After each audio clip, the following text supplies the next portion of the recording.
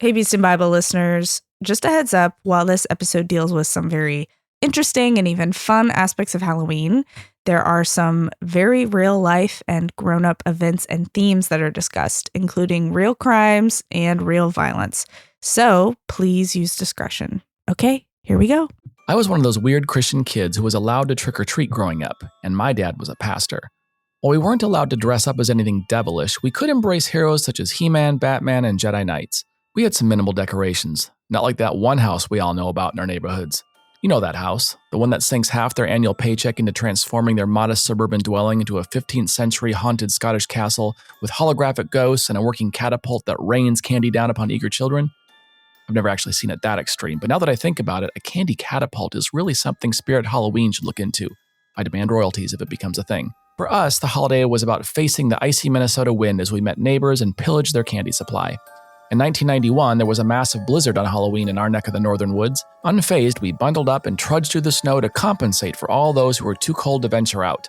Never has there been such a productive Halloween as we filled bags and bags with candy from people who had a surplus of sweets they couldn't get rid of. These merry memories were always challenged by peers in my church school who told me they weren't allowed out and gave numerous historical reasons ranging from Satan's birthday, which we talked about in the last episode, to Samhain, the ancient Celtic holiday being dedicated to the Lord of Death, something that certainly conflicted with worshiping the Lord of Life. As I grew older and became a pastor myself, the whirlwind of opposing views on Halloween was evidenced each year in my congregations. There were those who embraced the holiday in all its glory, those who participated in much gentler versions like I did growing up, and those who just handed out candy and met the neighbors, as well as those who turned off their lights and pretended not to be home, or worse, handed out things like raisins and toothpaste. In order to gain a clearer perspective on the holiday, it's important to know its history. The actual history, not the urban legends and spooky stories or panic used to get attention for zealous evangelists and aspiring social media stars. Compared to other historical topics, well-researched texts on Halloween are few, with the majority appearing after 1990.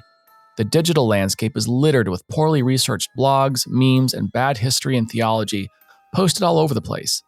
However, there are some helpful sources that can begin to give us an accurate picture. On this episode, I've invited the author of one of those helpful sources to unpack Halloween's history for you. We can't cover everything, of course, but it will be a good primer for those who need a refresher and those who need more context for this carnival of the macabre. I'm calling this episode Trick or Treat, Interview with a Halloween Expert. I'm Dr. Seth Pierce, and welcome to the second episode of Beast and Bible's Halloween special.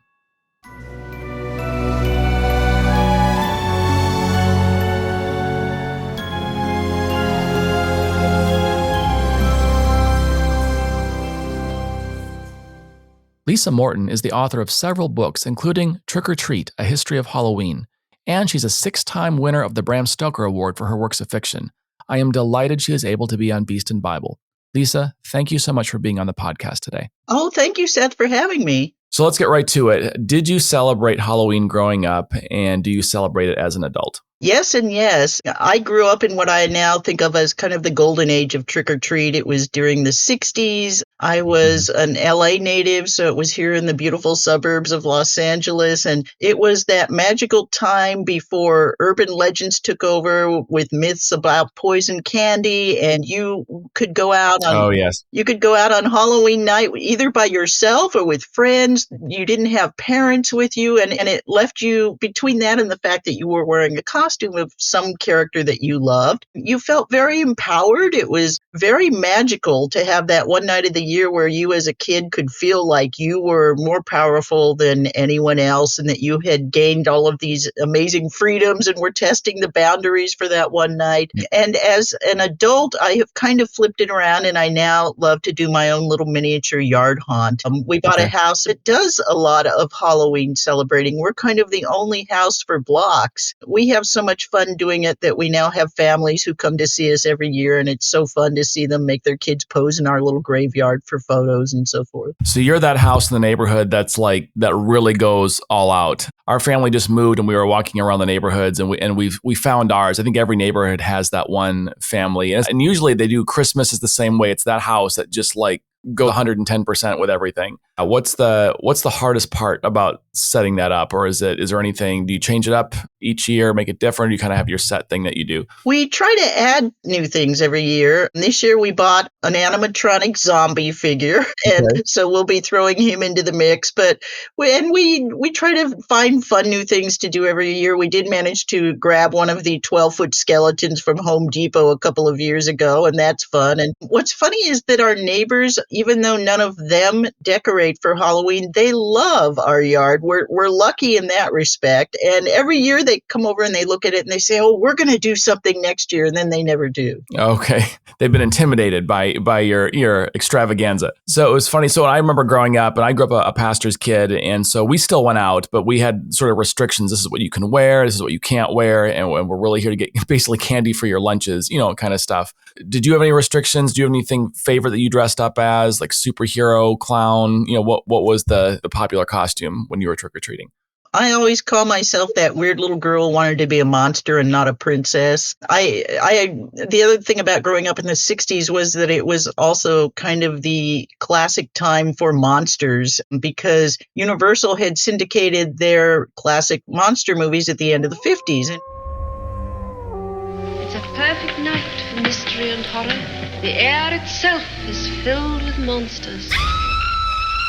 By the early 60s, this whole thing that David Scow, the author, calls monster culture was born. And so I was one of those kids who was watching these things every day on television and was reading famous monsters of filmland. And I loved monsters. So I would often try to make my own monster costume down to, I remember one year I wanted to be a werewolf, and I had come up with the ingenious idea of gluing little tufts of cotton all over a cheap plastic mask, dyeing them brown. And surprisingly enough, it worked fairly well. Nice. So how did you become interested in Halloween as a research subject? I wish there was like a great deep answer for this. The truth is I kind of fell into it by accident. Back in about 2001, I had done a film book for a publisher that was a somewhat academic publisher. And they said after that, their current catalog of new releases, and they were bringing out something called the Christmas Encyclopedia. And I loved Halloween. I had a few fun old books on Halloween that I had collected over the years. And I thought, well, I'll propose a Halloween encyclopedia. And they bought the proposal, and it took 2 years to compile that first one, which was the Halloween Encyclopedia. And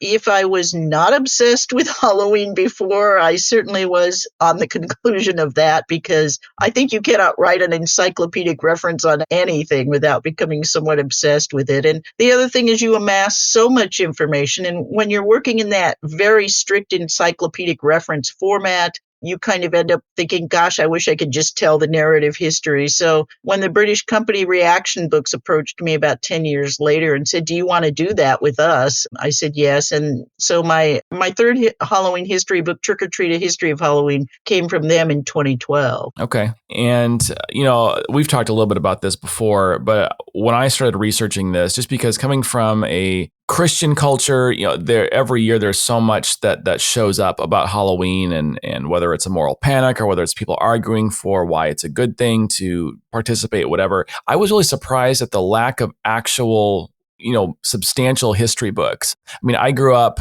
and we'd have the Scholastic Book Fair, and I remember there was always the Halloween books that people would get, but they were usually like folk tales or something about a pumpkin. It was very, very much geared towards children. It wasn't historical. It wasn't anything like that. And even going, that we have Amazon going on there, most of what I found was craft books or things for kids who are maybe 5 to 10 years old. There really wasn't a lot. Why do you think there's such of history books on Halloween? Yeah, there was very little in the 20th century. The first one is 1919 and is oddly enough more accurate than some of the ones that came after it. It was a book called The Book of Halloween by a librarian named Ruth Edna Kelly. And then there's one that comes in the middle of this century called Halloween Through 20 Centuries that is not as accurate. But then in the 90s is when Halloween kind of starts to gather momentum in many directions. It is now has become at that point much more of an adult world holiday. The haunted attractions industry is happening. Halloween has suddenly become hot as a collector's market.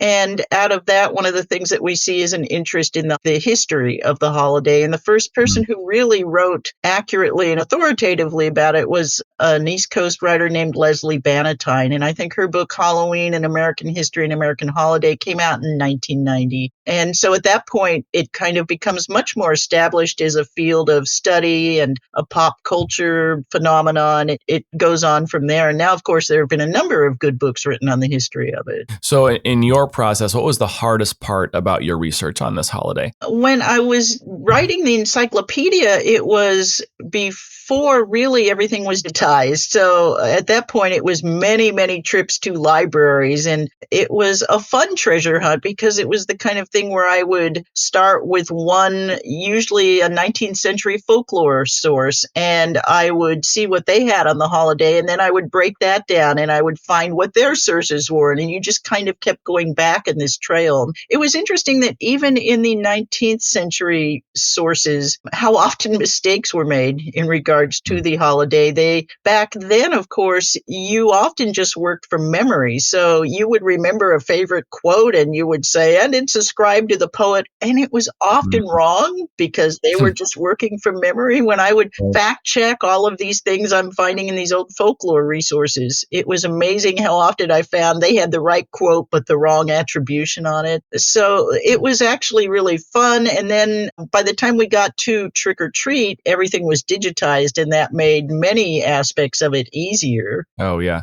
Totally. So I imagine there's several things here, but what was the weirdest or most surprising thing that you found when you were writing the history of Halloween? I think the weirdest and most surprising thing was that one question I wanted to answer for myself when I got it, especially into the writing of that last book, was where did Halloween get its bad rep from? Why is it so often thought to be associated with, and you will find this particular quote in things, a Celtic Lord of Death. That it is supposedly the day is based on a particular day when the Celtics worshipped a Lord of Death. And I thought, where did that come from? And I did manage to track the exact point in history where that whole misconception springs from. And it was in the 18th century, there was a gentleman named Charles Vallancey, who was a surveyor, British surveyor who was sent to Ireland to survey Ireland. And while he was there for something like 12 years. He became obsessed with Celtic lore. He compiled hundreds of thousands of words of just interviews with people and what he was finding there. The only problem with any of this is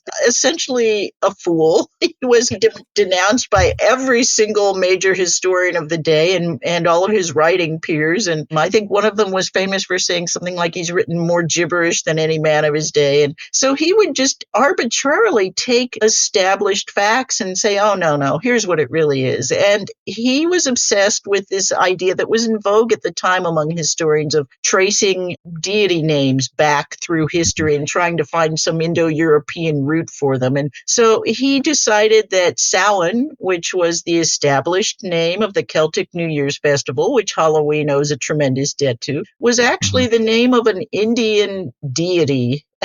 And from that, and his reasoning at this point, if you try to follow it, you will hurt yourself. It is so convoluted and so nonsensical, but he is the one who ends up coming up with it's based on the worship of a Celtic Lord of Death. And even though it was nonsense, his books went out to libraries all over the world, and there is the establishment of what I call the weird alternate history of Halloween.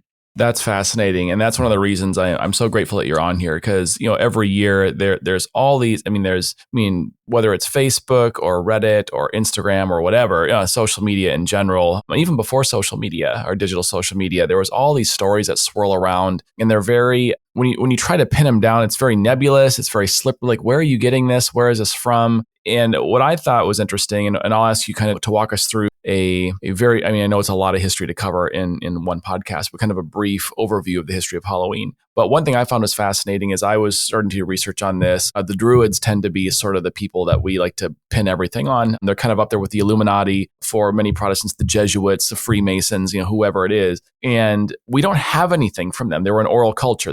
We don't really have anything at all. And what we do have is from Julius Caesar, who's in the middle of like slaughtering them and telling everyone these people are garbage. Like, well, we should kill them.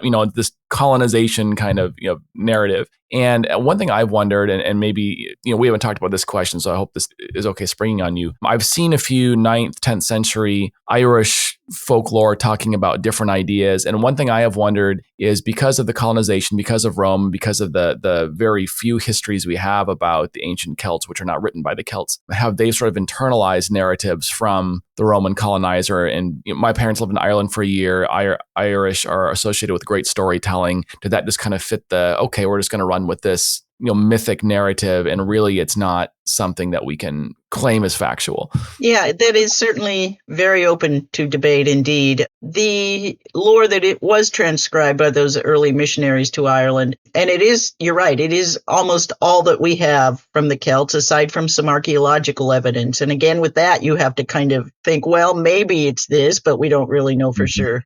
That lore tends to, if it's fair to say this, feel accurate. It doesn't seem to reflect, as you mentioned, those same sort of colonization and imperial notions that you see reflected in the Caesar archives. And it seems to be both. It's interesting because it reflects both the sort of fantastical side of Samhain, which was the storytelling, the ghost stories and so forth. But they did also record the administrative side of it, which is, I think, one of the reasons maybe it feels accurate. They noted that as the years end, it was the time when they collected taxes, when they repaid debts. There was a ritualized relighting of hearth fires all over the Celtic nation at that point. And so you're absolutely right. Maybe it's all fantasy, and there are enough different accounts written by different missionaries that kind of seem to match up, that we can assume some of that is fairly accurate, I think. But yes, and on top of everything else, there are the language issues throughout the centuries as the language changes from the Celtic tongues and through Latin translations and through them, of course, the modern English translations. Yeah,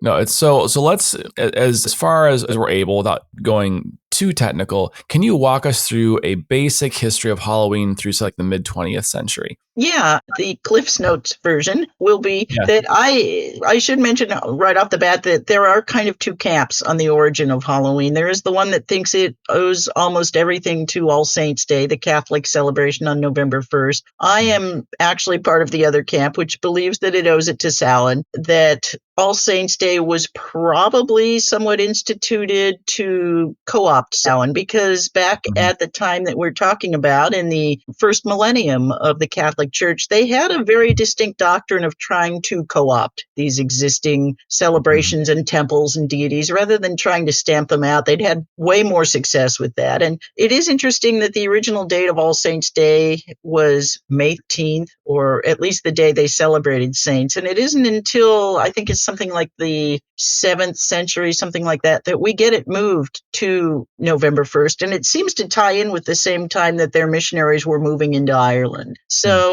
Samhain was the day we're talking about. In the Celtic calendar, it was one of their most important holidays. It was their New Year's festival. It was a time when they brought their livestock in from the fields and they were hunkering down for the long, cold Irish winter. And the missionary accounts that we have indicate that it was a 3-day long feast for them, because they had just brought everything in from the fields. They had a surplus of food at the time that they weren't immediately setting aside. And so they had a big feast and they told ghost stories during that feast. And to me, this is where Halloween gets its macabre edge from, because I don't really see a lot that's incredibly macabre in the celebration of the saints. The ghost stories are based on the idea that it was a night, because it was a liminal night, a boundary between years, that it was also a boundary between worlds. And they believed that on that one night, these things called the She would cross over from their alternate reality into ours. They would cause all kinds of mayhem. They would torch the palaces and bring corpses back to life and steal humans and take them back to their world where time passed differently. And so I think this is the macabre edge of Halloween. And then as Halloween moves through those centuries, when Samhain and All Saints' Day, and then All Souls' Day, which the Catholic Church adds on November 2nd, as they sort of combine and become Halloween, by the time we get into the 18th century, it is being celebrated mainly by those sort of descendants of the Celtic tribes, the Irish and the Scottish.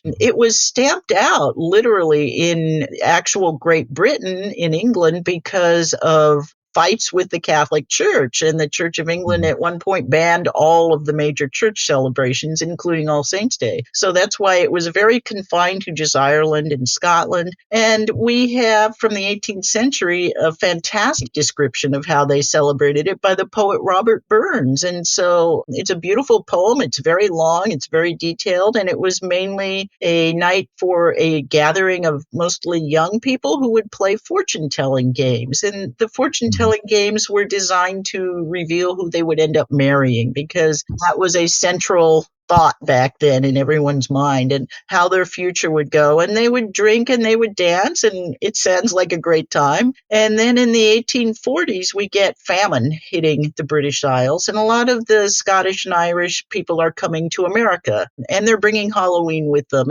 And at this point, it spreads pretty, in about a half a century, it becomes very popular in America, mainly through magazines, which the American housewives were consuming in gigantic numbers in the mid-19th century. And many of those magazines had these delightful articles describing this quaint, folky kind of celebration, and the housewives loved it, and they took it up mainly for their children. By the end of the 19th century, Halloween is mainly a party for children, although it is also becoming a bit more of a party for adults. And then as we move into the 20th century, early on, it becomes a major prank-playing holiday. Now, American boys have now taken another Irish tradition, and that's playing pranks. And while those pranks are innocent in the beginning, and because America is still somewhat rural, but by the time we get into like the 1920s and 30s, it's becoming much more urbanized. These boys are moving into the cities. And by the time they take those pranks into the cities, it becomes vandalism.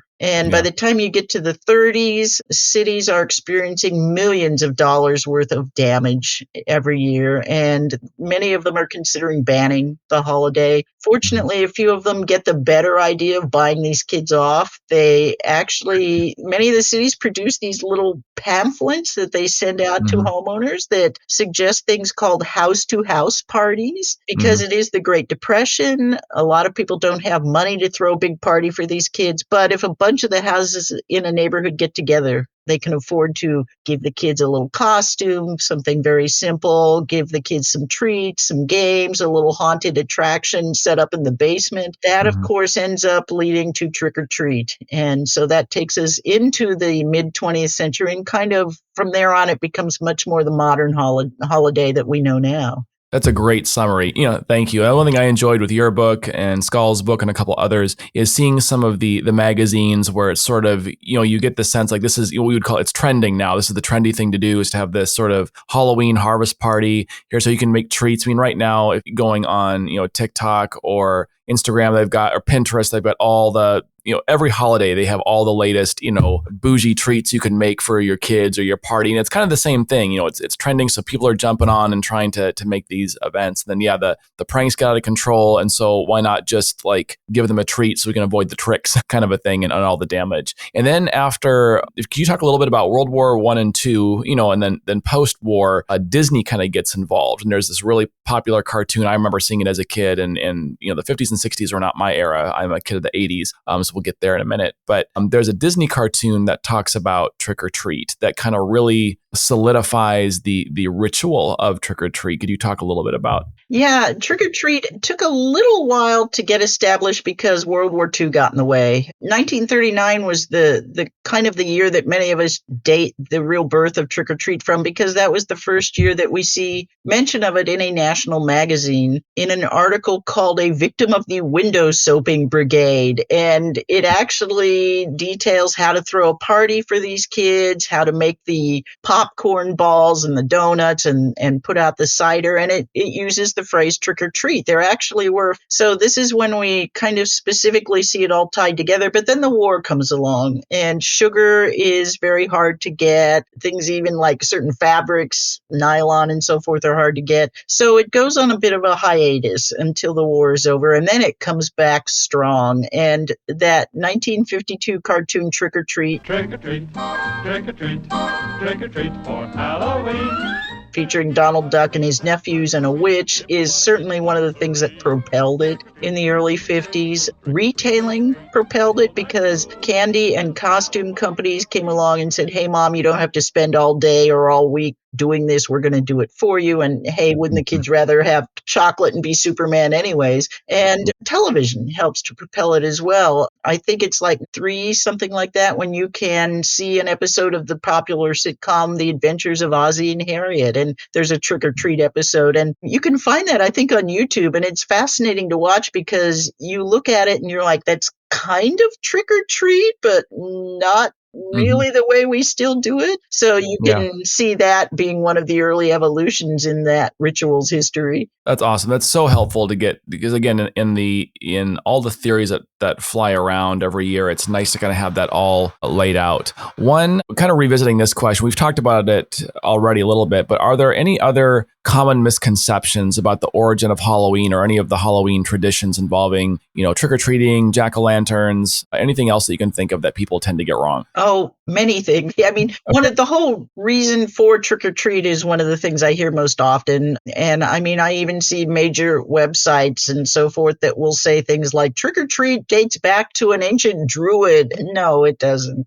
It is less than a century old. It is strictly American. Yes, there were earlier and begging rituals associated with Halloween, but certainly not in Celtic culture because we don't know. We have no descriptions of them dressing in bearskins and asking for treats. There was a tradition in the British Isles called souling, which was associated with All Souls Day, where beggars would go house to house and ask for treats in exchange for offering prayers for the souls of your loved one. But there is no direct line, again, between that and trick or treat. So trick or treat is relatively recent and very American. And then I always like to point to the actual name of the holiday, which I think very few people now have any idea what that name means. I know as a child, I certainly didn't. And it's interesting because you compare it to, say, New Year's Eve or St. Valentine's Day. I mean, we all understand what those names mean.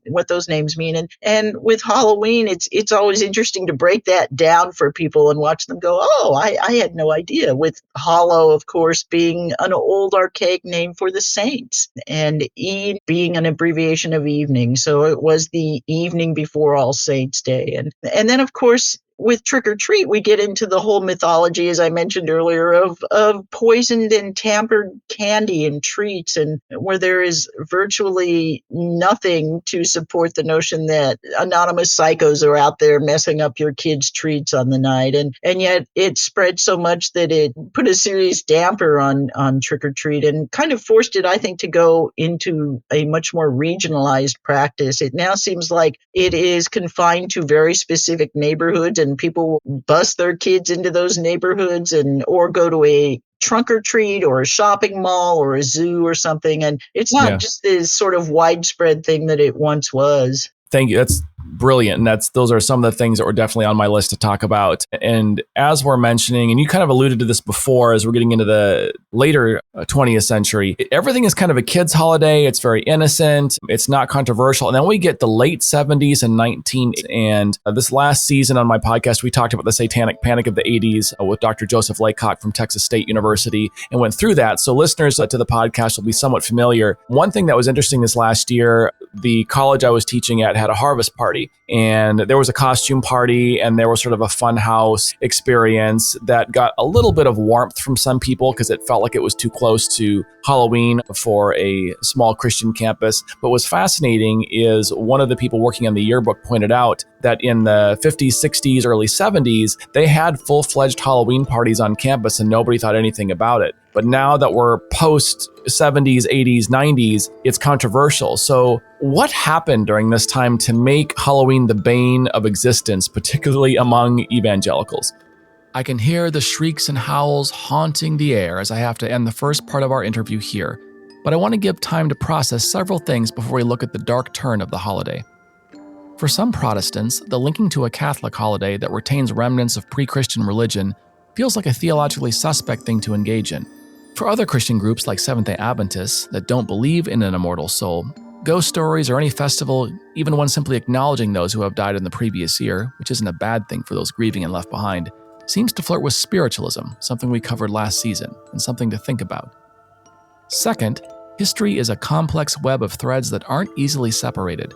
Simplistic narratives that blame the devil or Illuminati or grand conspiracy theories often function as propaganda benefiting the one telling them to you. Halloween is a mix of pre-Christian religion, Christianity, folklore, capitalism, and consumerism that shapeshifts like a werewolf through the centuries. Some elements are fun and positive, while others may be more troubling, which brings us to the next episode when we take a look at Halloween's turn to the dark. I hope you'll join me for the conclusion of my interview with Lisa Morton. Thank you for listening to Beast and Bible. Beast and Bible is written, researched, produced, and hosted by Dr. Seth Pierce. Ethan Geck is our editor. Logo design and social media by Chelsea Ernina. Equipment and tech help from the dynamic duo James Gigante and Stephen Husett. Producing and project help from me, Heather Moore. Thanks for listening to Beast and Bible. Tell your friends about us, and don't forget to leave a nightlight on after dark.